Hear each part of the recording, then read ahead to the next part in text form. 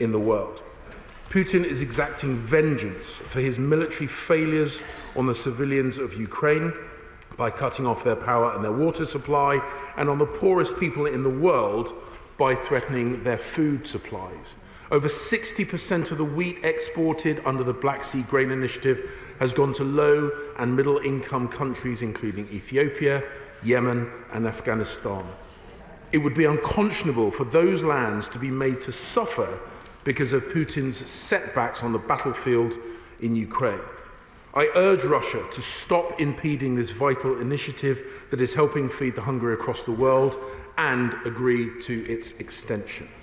Meanwhile, Russia's suicide drones and cruise missiles are killing Ukrainian civilians, obliterating their homes, and even destroying a children's playground.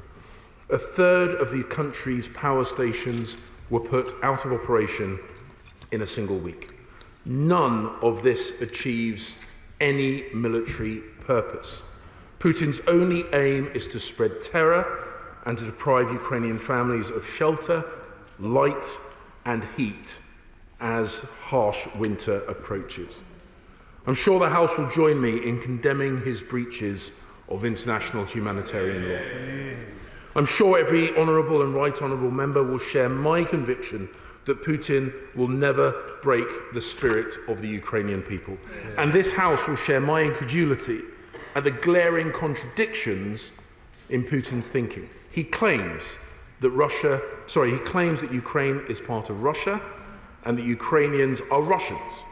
But at the same time, he calls them Nazis who must be bombed without mercy. When he launched his invasion, he convinced himself that Russian forces would be welcomed in Kyiv, and they would either support him or be too craven to stand in his way. He could not have been more wrong. The last 8 months has shown the scale of his miscalculation. They have shown the barbarity of his onslaught, including the mass rape committed by Russian soldiers in Ukraine. The UK's campaign to prevent sexual violence in conflict is more urgent now than ever, and I will host a conference on this vital subject next month. And now, the Kremlin is resorting to peddling false claims, churning out invented stories that say more about the fractures within the Russian government than they do about us. It is also reprehensible that Iran should have supplied Russia with the Shahed drones that are bringing destruction to Ukraine in violation of UN Resolution 2231. On the 20th of October, the government imposed sanctions on 3 Iranian commanders involved in supplying weaponry to Russia, along with the company that manufactures Shahed drones. Earlier, Putin announced on the 30th September that Russia had annexed 4 regions of Ukraine spanning 40,000 square miles, the biggest land grab in Europe since the Second World War. Once again, this exposes his self-delusion. Putin has declared the annexation of territory he has not captured. And what he had managed to seize, he is in the process of losing. On the 12th of October, 143 countries, 3/4 of the entire membership of the United Nations, voted in the General Assembly to condemn the annexation. Russia had just 4 supporters: Syria, Belarus, Nicaragua, North Korea. And when those regimes are your only friends, you really know that you are isolated. When 141 countries denounced Putin's invasion back in March, some speculated that that was the ceiling of the international support for Ukraine. The latest vote showed even more nations are now ready to condemn Russia. But Putin still thinks that by forcing up food and energy prices, we will lose our resolve. Our task is to prove him wrong. We will not waver in our support for Ukraine's right to self-defense. I delivered that emphatic message when I spoke to my Ukrainian counterpart on Tuesday, and my Right Honourable friend, the Prime Minister, said the same to President Zelensky when they spoke on the phone, the first foreign leader that he called upon his appointment as Prime Minister. On Thursday, I will attend a meeting of G7 foreign ministers in Germany, where I will send a unified signal of our shared determination.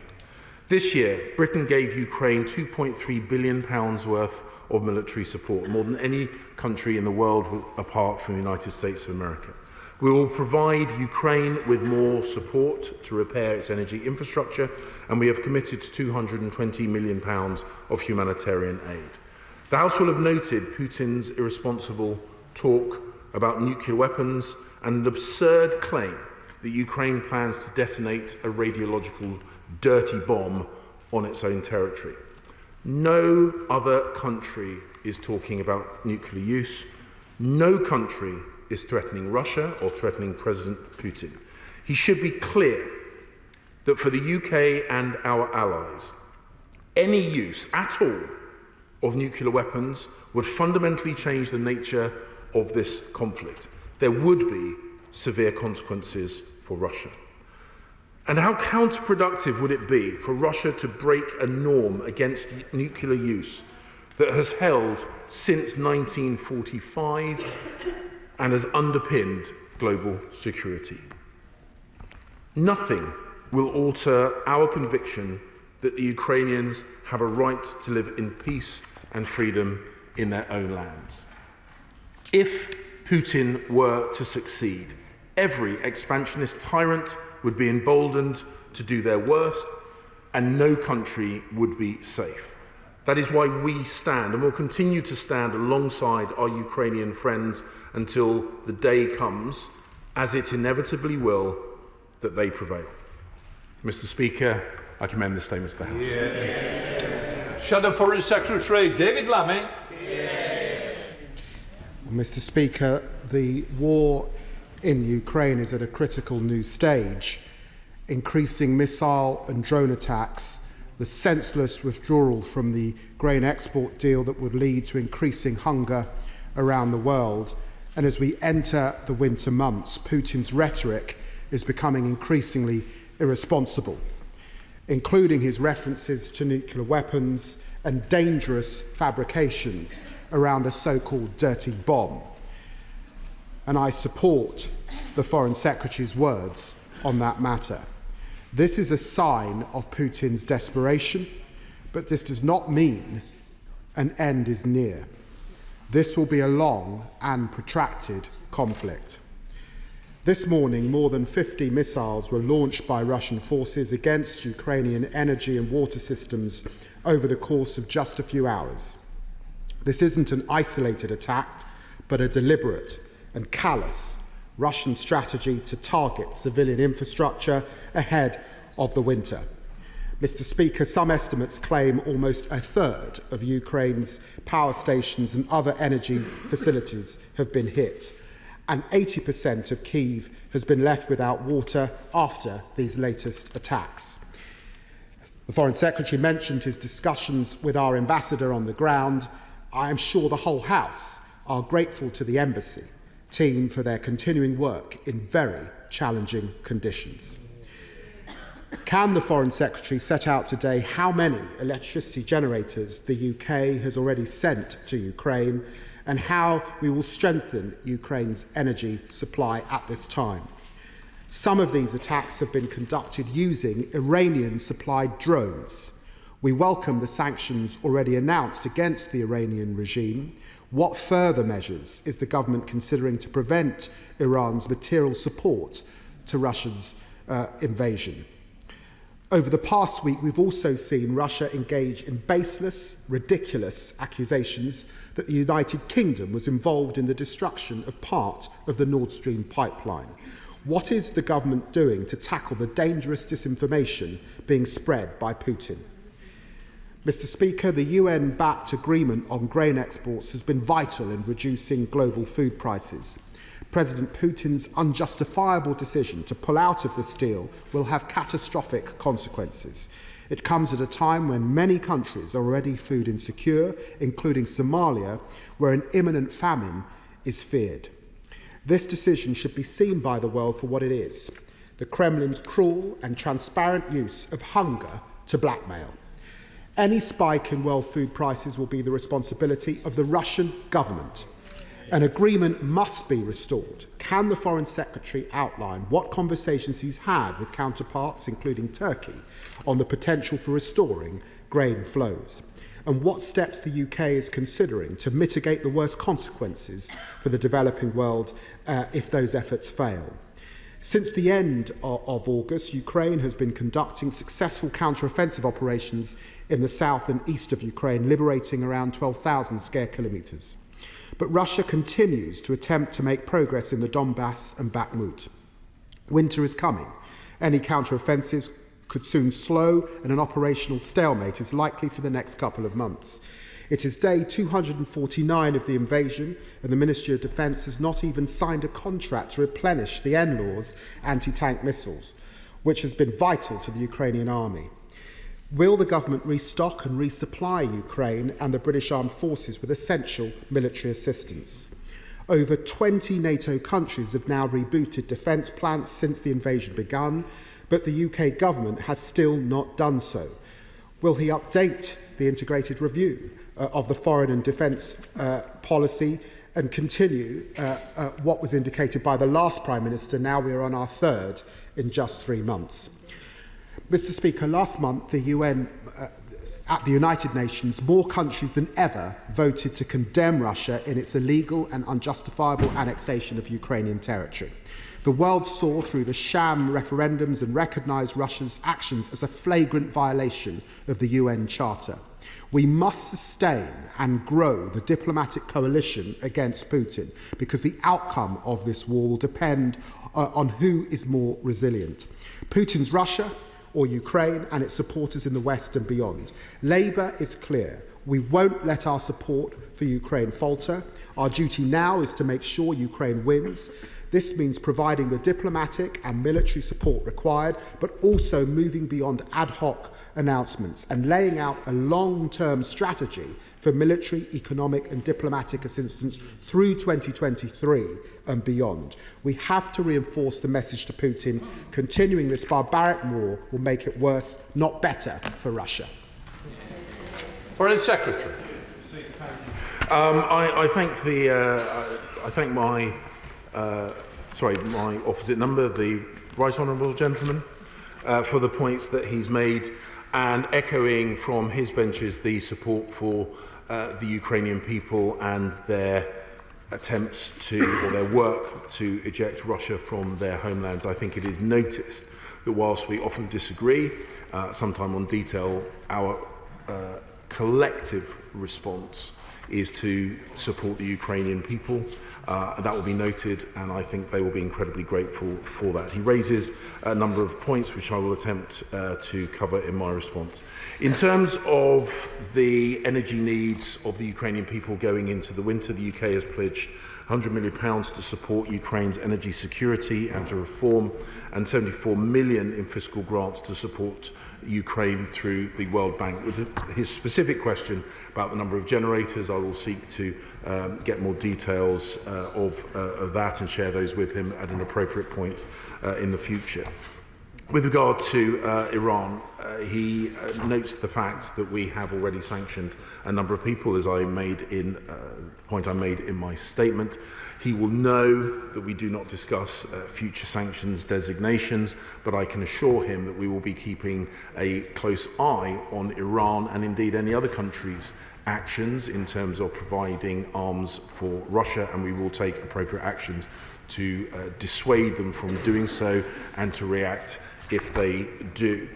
He is absolutely right to highlight the situation with regard to disinformation. We have seen increasingly desperate statements coming out of the Russian Ministry of Defence and the Kremlin. Those claims are designed to distract the Russian people and indeed the wider international community from the truth. And the truth is that the Ukrainians are pushing Russian forces back on the battlefield. We must not be distracted from that truth, and he is absolutely right that we must work with our international allies to make sure that Russia's disinformation campaign does not influence global support for the Ukrainian people. He also mentioned grain exports, and I've spoken with my Turkish counterparts in the past, expressing our gratitude for the work that they've done securing that grain export deal. And we've also reinforced the need for that to be extended and for Russia to lift the pause on their engagement with that. This is about ensuring that the global poor, those people who are already suffering from hunger, are not drawn into a conflict not of their choosing. And we must not let Vladimir Putin use global hunger as leverage to undermine support for the Ukrainians in the defence of their homelands. He asks about the supply of anti-tank missile systems. We are committed to matching our support next year as we have done for this year. We will ensure that the Ukrainians are supplied with the arms most relevant to the needs at the time. We've seen the initial conflict, the initial phases of the conflict, those NLAWs and other anti-tank missile systems were incredibly important to them. What we're now seeing as the battlefield has evolved, ground-to-air missile systems and air-to-air missile systems have increased in importance. We'll make sure that our support to Ukraine matches their needs, but we'll also ensure that we don't denude our own armed forces of requirements, and action has been taken to stimulate the supply chain for critical military equipment. We will always ensure that we adapt to the circumstances on the ground, on the battlefield, and also ensure that we don't, as I say, denude ourselves of our ability to defend this country as well as our friends and allies. Yeah, come to the Chair of the Select Committee, Alicia Kearns. Speaker, over the next month, war on the ground will be most difficult to Putin to wage, and therefore he is weaponising famine, information, sexual violence, and even Ukraine's children. So can my right honourable friend tell me what conversations he is having with abstentionist countries who are most likely to suffer from famine in order that they encourage Russia to return to the Black Sea grain deal? On the kidnapping of Ukrainian children, which is a form of genocide, there appears to be no meaningful international action taking place, so can he reassure us on that front? And finally, Bellingcat have identified 33 individuals whose sole job is to target civilian infrastructure within Ukraine. Can he reassure us that sanctions are being considered against these individuals whose sole job is to terrorise the Ukrainian public?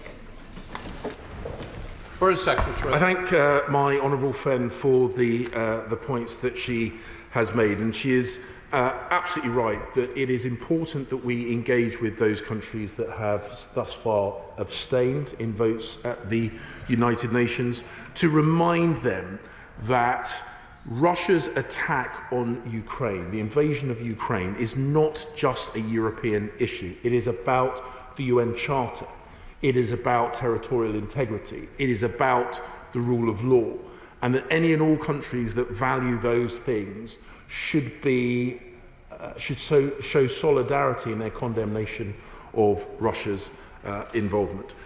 She asks about individuals that may be involved in targeting of civilian infrastructure. She will understand, of course, that we don't discuss intelligence matters, and also we don't go into detail about future sanctions designations.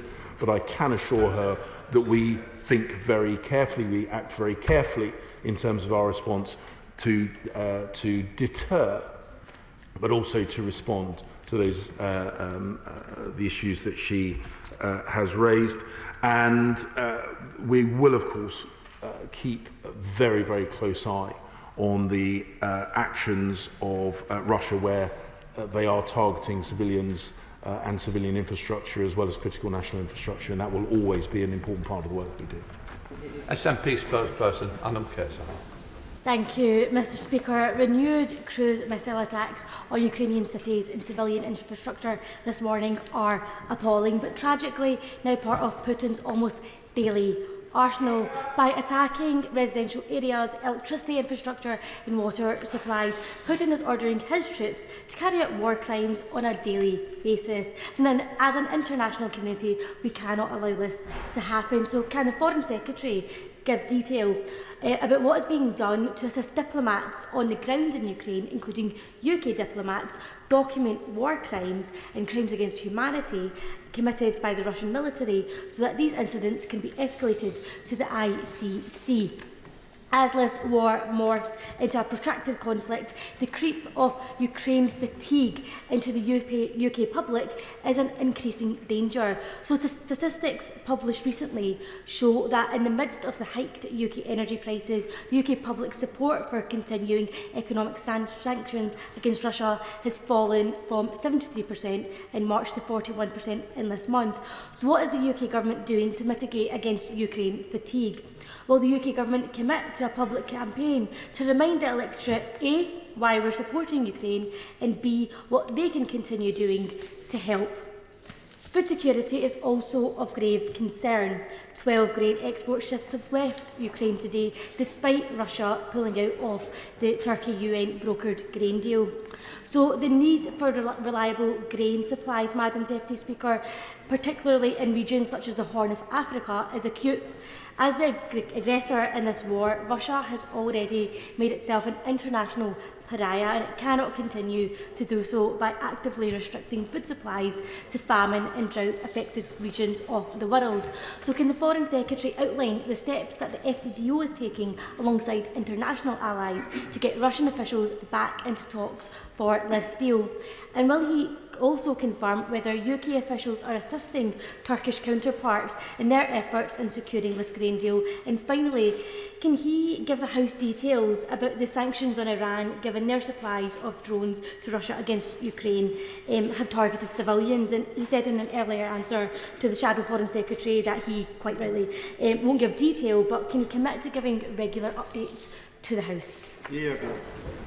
Secretary of State. Deputy Speaker, the Honourable Lady raises a number of very important points with regard to Iran. I can assure her that we constantly review our sanctions policy, our sanctions designations, and we will ensure that we respond to any further breaches of the UN Security Council resolution about supplying arms to this conflict.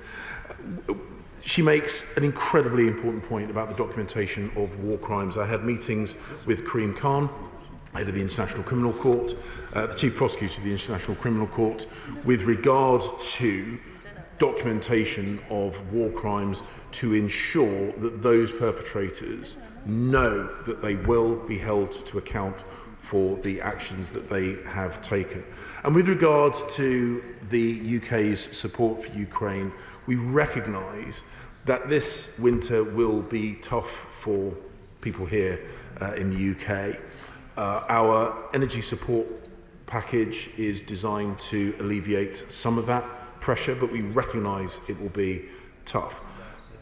But I think the British people instinctively understand that if we slip back from our support of the Ukrainians in this incredibly difficult time for them, the costs globally will be huge. The cost in lives, the cost in food supplies, the cost in energy supplies, and the costs to families here in the UK. So as difficult as it is, and I recognise that it is difficult for everyone at this time, it is essential that we continue our support for Ukraine because the costs of inaction will be so much higher. Vicky Ford. Thank you, Madam Deputy Speaker. Tens of thousands of people have been affected by this war directly, and thousands of Ukrainian innocent civilians have lost their lives. It's absolutely right that the UK remains steadfast and unwavering in our support for the people of Ukraine. We will be with them as long as they need us. But globally, as my right honourable Foreign Secretary said, many millions of the world's most vulnerable have been pushed deeper into hunger and starvation and even famine by Putin's war on food. I was very pleased to hear my right honourable friends reminding of the fact that the majority of the grain that has come out of the Black Sea has gone to low and middle income countries, because Russian misinformation is trying to tell the world the opposite. So can I urge my right honourable friend and his team of excellent ministers to use all diplomatic tools to try and get that Black Sea grain initiative not only back up and running, but also extended, and to continue to call out the Russian misinformation on this point? Secretary of State. Mr. Speaker, I'd like to put on record my thanks to my right honourable friend for the work that she did in her time at the Foreign, Commonwealth and Development Office, and the huge energy that she brought to the role. She's absolutely right that we are witnessing the perverse situation where Vladimir Putin is trying to impose even greater hunger on people who are already suffering food insecurity and, in some instances, famine. It is absolutely wrong that he does so, and we call upon Russia to resume the Black Sea grain deal and to extend it. It is deeply, deeply wrong that the world's poor are forced to suffer even more because Russia has been and is being unsuccessful on the battlefield, and I can assure her that we will continue working with Turkey and others to get that deal back in place. Yeah. Chris Bryant, you said. Chris Bryant. One of the most depressing things, upsetting things I've seen in the last few days is Russian conscripts in floods of tears saying, I don't want to be cannon fodder, I'm just going to be cannon fodder. So this is a crime against Russian people as well. Yeah. But can I just ask about the sanction regime in the UK? Because it does seem a bit of an own goal and counterproductive. If significant people who are being sanctioned by the UK are allowed to have £60,000 a month, £1.5 million to spend on luxurious lifestyles here. And can you just update us on what's happened to the £3.5 billion from Abramovich's sale of Chelsea, which was meant to be going already by now to the reconstruction of Ukraine? Secretary of State. Madam Speaker, I can assure the honourable gentleman that we will continue to work with our international counterparts to make sure that our sanctions are effective as they can be, and to continue putting pressure on those people who are funding Russia's illegal and unprovoked war in Ukraine. I will seek to get further details on the specific points that he has raised with regard to sanctions. He's absolutely right. He is absolutely right that in addition to the terrible suffering that Ukrainians are experiencing because of Putin's invasion of Ukraine, Russians are also suffering. There are mothers who thought their sons were going to a training exercise who now have found out that those soldiers have been killed on the battlefield. Putin has blood on his hands, Ukrainian blood, Russian blood. It is down to him and almost no one else. Julian Lewis. Thank you, Madam Deputy Speaker. Given the emphasis that Putin is putting on attacking infrastructure, and without in any way asking him to be specific, will the Foreign Secretary reassure the House that enough attention is being paid by our armed forces to protecting undersea pipelines and internet cables? And will he have a quiet word between now and the autumn statement with the Prime Minister and the Chancellor to say that now is not the right time to be rowing back from a long overdue promise to increase expenditure on defence? Secretary of State. My right honourable friend tempts me to go beyond my brief at the dispatch box. All I can say is that I always listen to his advice carefully, and I have no doubt that the Secretary of State for Defence, the Prime Minister and indeed the Chancellor will have all listened very, very carefully to the points he put forward. Tony Lloyd. Madam Deputy Speaker, the Minister, the Foreign Secretary has quite rightly made the point about protection of the infrastructure in Ukraine, because we know the campaign at the moment is to weaken the morale of the Ukrainian people.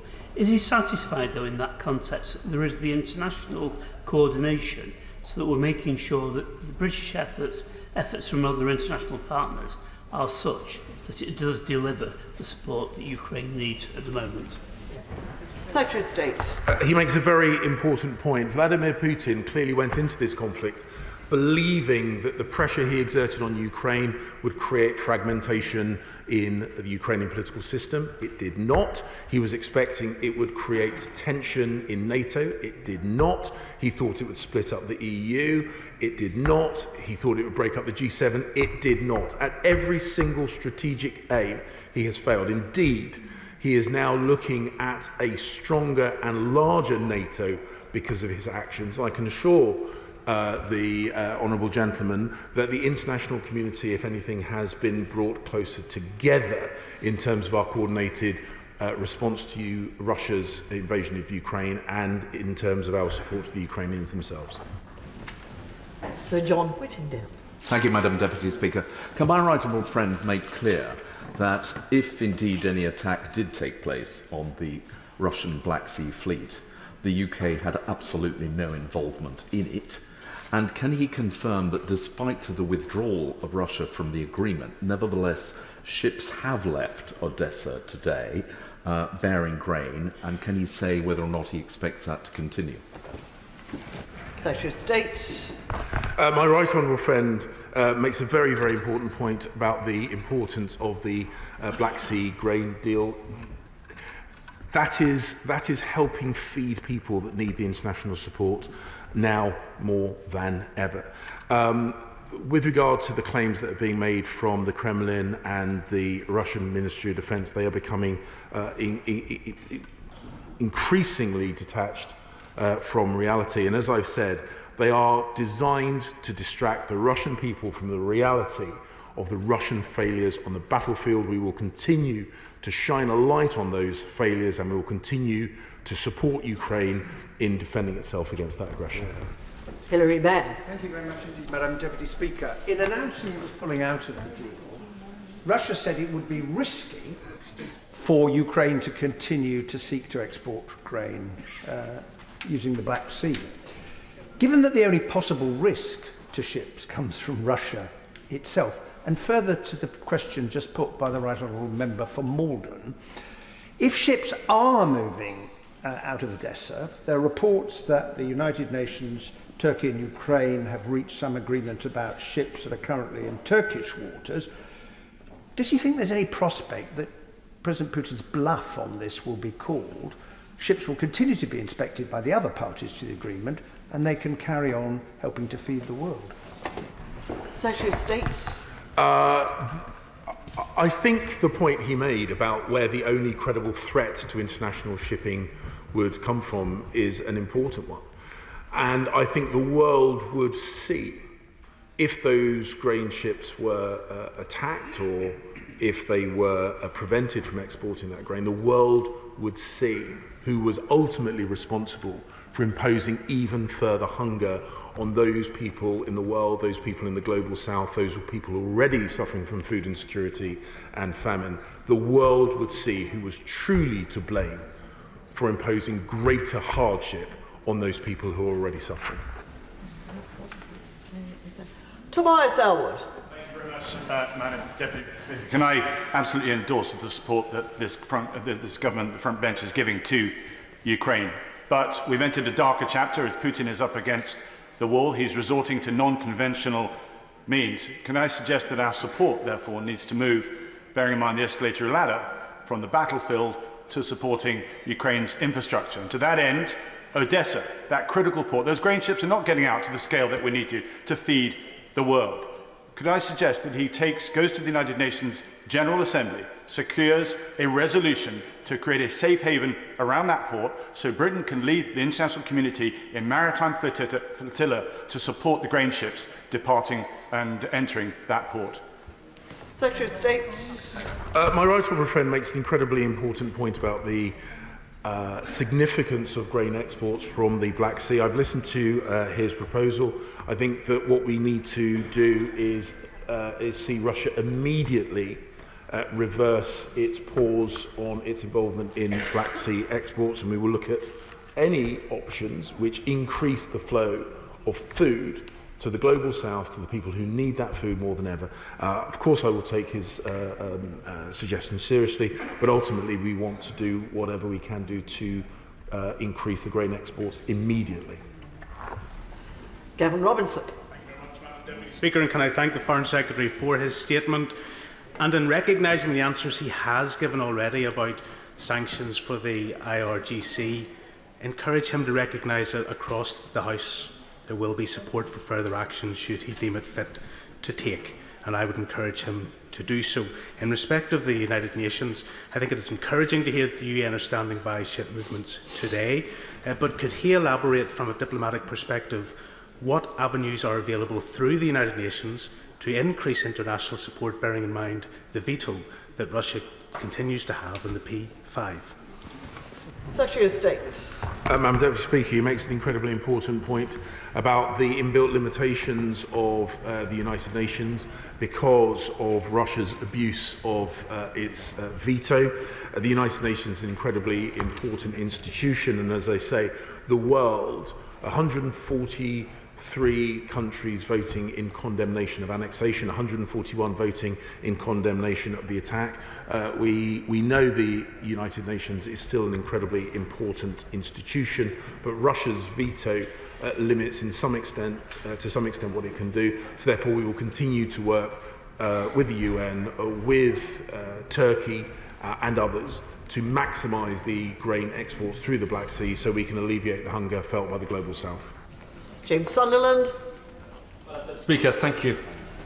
I'm sure that every person in the House today will share my own horror and revulsion at the continual targeting by Russia of non-combatants and also lobbing of missiles into civilian areas.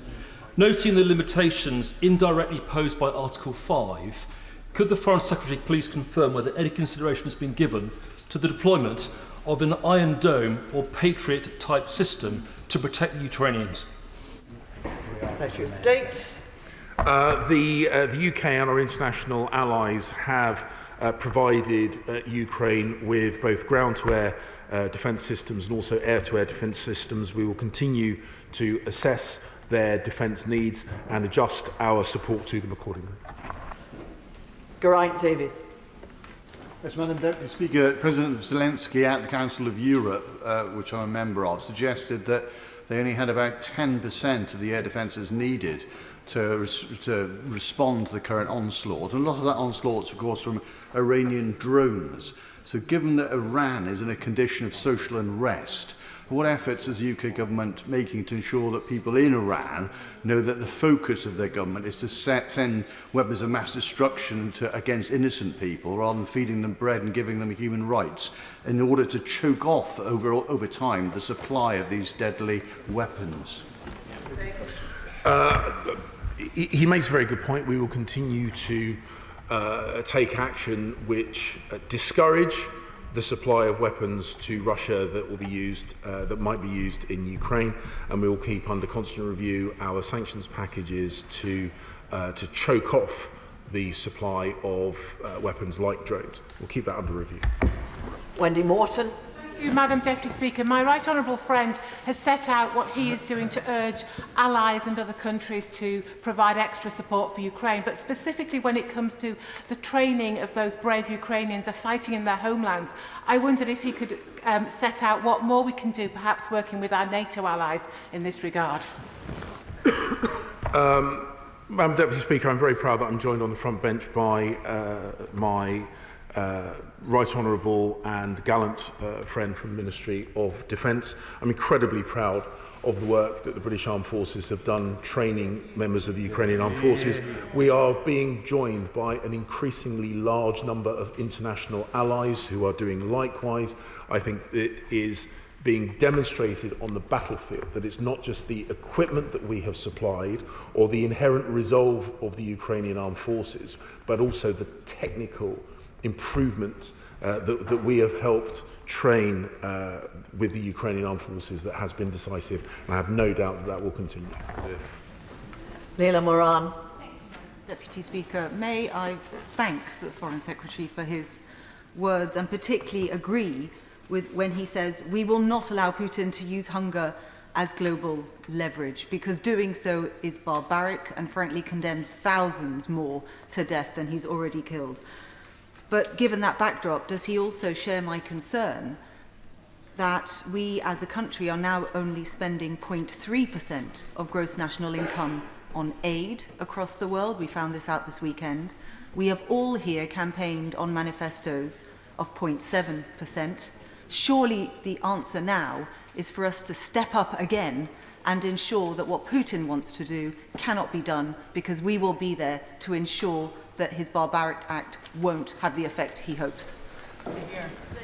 I don't agree with the figures that the Honourable Lady has used, but the broader fact is that we continue to support countries in the global south, poor countries around the world. We continue to support them directly, but also through ensuring that those grain exports continue. We are helping them through the Black Sea grain initiative, and I can assure her and the House that we will continue to do both. It is incredibly important that we re-establish the principle that powerful neighbours cannot invade another country with impunity, that territorial integrity must be preserved, because it will be the very people that she makes reference to in other parts of the world that would suffer if the message is sent to potential aggressors that we will stand idly by and watch them brutalise their neighbours. We will never do that. Yeah. Order. Just before we proceed, a great many people still wish to participate in this statement, and we've already been underway for 42 minutes. There's a lot of other business that the House has to transact for the rest of today. So can I make a plea for short questions, which would then allow the Foreign Secretary to give short answers? John Hull. Thank you, Madam Deputy Speaker. Will my right honourable friend join me in congratulating President Zelensky for engaging directly with parliamentarians such as myself at the Council of Europe? And he spoke openly about his needs there, and it was an answer to a question of mine that he said that the need for missile defence systems was, well, he had only 10% of what he needed. Well, I do congratulate President Zelensky on his engagement with partners both bilaterally and multilaterally, and I would like to put on record my thanks for the work that my honourable friend does in ensuring that these issues are brought to the attention, and the huge amount of effort that he puts into the UK's position on the Council of Europe. Alice McGovern. Thank you, Madam Deputy Speaker. The Foreign Secretary's statement mentions Syria as one of those countries at the United Nations that has given Russia comfort. But it's not Syrian civilians that have taken that stance. In fact, Madam Deputy Speaker, they are the very people who know, equally to anyone in this world, of Putin's violence. So can I ask the Foreign Secretary what he's doing at the United Nations or elsewhere to widen the consensus that all civilians in our world deserve protection from Putin's violence, including Syrian civilians? Deputy Speaker, she makes an incredibly important point. We have seen the leadership in Russia, Putin bringing pain and harm on Russian people. We have seen Assad bringing pain and harm on Syrian people. We know it is not done in their name. It is not done with their say-so. And she's absolutely right that civilians around the world are suffering because of the poor decisions of their brutal leadership, both in Moscow and in Syria. Richard Drax. Madam Deputy Speaker, can I welcome my honourable friend to his place? I'm delighted to see he's still there. Understandably, we hear an awful lot about what we and what the Americans are giving in direct help to the Ukrainians. Can you clarify to the House exactly what other NATO countries like Germany and France are actually giving to Ukraine and the scale of it? Madam Deputy Speaker, time prevents me from going into the level of detail that my honourable friend has asked for, but I would reassure the House that whilst the UK is second only to the United States of America in direct military support, other countries around the world, around Europe, are very, very much providing support to Ukraine and have responded with alacrity at the Russian invasion of Ukraine. Both through NATO and through various institutions, including the G7, we have become closer as allies, and we will, I'm sure, continue to stand in solidarity in our support for the Ukrainians in the defence of their homeland. Mohammed Yassin. Thank you very much, Madam Deputy Speaker. My constituents, Georgie, like many refugees supported by the Homes for Ukraine scheme, arrived in the UK with their Ukrainian cars, and they hope to return home as soon as it is safe to do so. Will the Foreign Secretary speak to his colleagues in DFT about the urgently dropping or extending the requirements to exchange Ukrainian number plates for UK plates beyond the current 6 months period, which is causing unnecessary stress to those affected? I'll take a note of the point that he has made, and I'm sure my colleagues in Transport will have done so also. Andrew Selous. Will the Foreign Secretary impose sanctions on Ivan Ryabov, a Russian security official who was shown to have abused Russian females protesting against Ukraine? And would this not show that our sanctions reaches even junior Russians who abuse Russian protesters like that? I'm sure he will be unsurprised to say that we don't discuss future sanctions designations, but the House and my department will have heard the name that he has mentioned and the circumstances under which that sanction might be considered. Kevin Jones. Madam Deputy Speaker, can I thank the Foreign Secretary for his statement. He mentioned in his statement NLAW, which has been tremendously effective in Ukraine, but it is also a fact that we haven't yet put in a contract for renewal in just the stocks for the UK Army, but also for any future use in Ukraine. Why is that? When will the contract be signed? My understanding is that we've given letters of comfort to the supply chain of NLAWs, which will stimulate the future production, and that we will, of course, always take actions that ensures that not only we are able to support the Ukrainians in the defence of their homeland, but we do so without detrimenting our ability to defend ourselves. Dr. Luke Evans. Speaking, the UN estimates suggest that the Black Sea Grain Initiative has indirectly saved 100 million people from falling into extreme poverty. So when he goes to the G7 meeting on Thursday, will he be raising this particular topic and looking at what support we can put into the key partner of Turkey to try and make sure that Russia release their suspension of this deal? I speak with my Turkish counterpart regularly on this issue and others. They are, I know, very committed to ensure that those grain exports continue, and I will continue discussing with them how we can ensure that continues beyond the current lifestyle of this agreement. Alison Thewlis. Madam Deputy Speaker, Russian missile strikes in Kyiv have reportedly left much of the city without a water supply. So can I ask the Secretary of State what more his government is doing to ensure Ukrainians get access to clean water, both through expertise and funding? The Honourable Lady makes an incredibly important point about the ability to repair infrastructure. As I say, I spoke to His Majesty's Ambassador in Kiev just this afternoon about the speed with which Ukrainian municipal workers are repairing that infrastructure, remarkable speed with which they do that. Actually, I might take this opportunity to respond to a specific question that the Right Honourable Gentleman made about humanitarian assistance, including 856 portable generators to support power for essential public services in Ukraine. Robert Coates. I'd like to pay tribute to the extraordinary achievements of the Ukrainian Air Force in the circumstances that they are in. Could the Foreign Secretary assure me that he will be given consideration to what support he can give them so the aerial dimension is not forgotten? I can assure him we will consider that. I'm very proud of the fact that we've supplied a number of AMRAAM missiles specifically to help defend themselves, the Ukrainians defend themselves against attacks from the air. We'll keep that constantly under review. Richard Ford. Thank you, Madam Deputy Speaker. In a statement issued in March, the government said it had created an electricity network support task force for Ukraine, which brought together UK commercial suppliers and the Energy Networks Association. The then Foreign Secretary and Right Honourable Member for South West Norfolk said, "We will keep the lights on in Ukraine." And I thank the Right Honourable Secretary of State for talking about 856 mobile generators, but I wonder, can he update the House on what part the Electricity Network Support Task Force is now having, so that we can honour the former Foreign Secretary's pledge? Well, we continue to work with the Ukrainians to help them keep the lights on, to help them keep their water going, and not just in the here and now, but also to help their energy resilience in the future. As I say, we will ensure that our support to Ukraine adapts to account for their changing needs and circumstances. Mark Pritchard.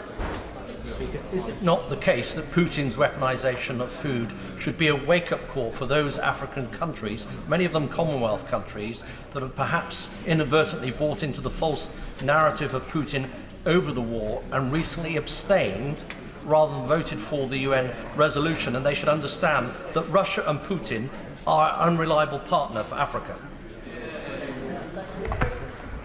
The whole world, including Commonwealth nations, our friends in Africa and other parts of the global south, should recognise that Vladimir Putin is no friend of theirs. He is using their hunger as leverage in his war against the Ukrainians, and they should be able to see what is happening. We will continue to help get grain out of Ukraine to help them put food on their tables. Jim Shannon. Madam Deputy Speaker, can I thank the Secretary of State, Foreign Secretary, very much for his statement and for his answers. And also can I particularly thank him for the £220 million of humanitarian aid, which I think is incredibly important. But with special reference to the humanitarian aid passage, can the Foreign Secretary confirm that there are still corridors where medical supplies and goods and supplies are still reaching those innocent people caught in the midst of Putin's despicable criminal attacks? Madam Deputy Speaker, the honourable gentleman makes an incredibly important point. As well as putting the money on the table, we have to make sure that our support gets to the people that need it. We will constantly look at ways of ensuring that is the case. He will understand that I will refrain from going into details about the aid corridors that are currently in place. Kevin Foster. Thank you, Madam Deputy Speaker. As the Foreign Secretary will know, the attack in February was not the first invasion of Ukraine by Russia, and they've been occupying illegally territory for the last 8 years, including the Crimea. Therefore, is he clear in his own mind that any strikes on Crimean territory, in particular on the Sebastopol naval facilities, is a strike on Ukrainian territory, not on Russian territory? My right honourable friend makes an incredibly important point. This conflict did not start in February. The most recent phase of this conflict started in February, but there have been Ukrainians who have been attacked, abused and occupied by Russian forces for many, many years before that. We must never lose sight of that fact. Henry Smith. Deputy Speaker, my right honourable friend spoke about Iran supplying drones to Russia to attack Ukrainians. Can he say a little bit more about the implications that has on the nuclear deal that we have with Iran, the world has with Iran? He raises an important point, but it is fundamentally a separate issue. Our resolve to prevent, and in the international resolve, to prevent further nuclear proliferation remains unchanged. We will continue working with our allies to ensure that Iran does not acquire a nuclear weapon, but we will also ensure that we prevent Iran, and indeed anyone else, from exporting arms to Russia that are being used in this conflict in Ukraine. Saki Bhatt. Madam Deputy Speaker, it's incredibly worrying that Iran is undermining the Ukrainian defence and putting Ukrainian civilians at risk by supplying Russia with Shahed drones. I understand that we've sanctioned 3 Iranian commanders, but can my right honourable friend confirm that he and the Prime Minister are willing to go further if needed, and he'll be raising the issue when he meets his counterparts at the G7 this Thursday? I can assure my right honourable friend that we will continue to keep our sanctions package under review, and we will respond to any further breaches of the United Nations Security Council resolutions, and that we will ensure that the message is sent that those people and those companies that are supplying arms to Russia in breach of UN Security Council resolutions will be responded to. Finally, Brendan Clark-Smith. Thank you, Madam Deputy Speaker, and can I say how truly astounded I am at the bravery of the tens of thousands of Ukrainians who have stepped up to defend their homeland. And can my right honourable friend assure me that the UK is doing all it can with its allies to make sure that they receive the necessary training for them to be able to do their jobs? Madam Deputy Speaker, at the beginning of the year at the United Nations, I said the Ukrainians would defend their homeland ferociously. They have done exactly that. My respect for those people, both the professional soldiers, air personnel, sailors in the Ukrainian armed forces before the invasion, and those who teachers, builders, catwalk models, former politicians who have taken up arms to defend their country, have the most enormous respect from across the world. I can assure my honourable friend that we will continue to support them as they defend themselves against this illegal, unprovoked and barbaric invasion. Thank you. That concludes the statement from the Foreign Secretary. I'm pausing for a moment to allow members who intend to leave the chamber to do so swiftly and quietly, in order that we can proceed to our next item of business, and to give the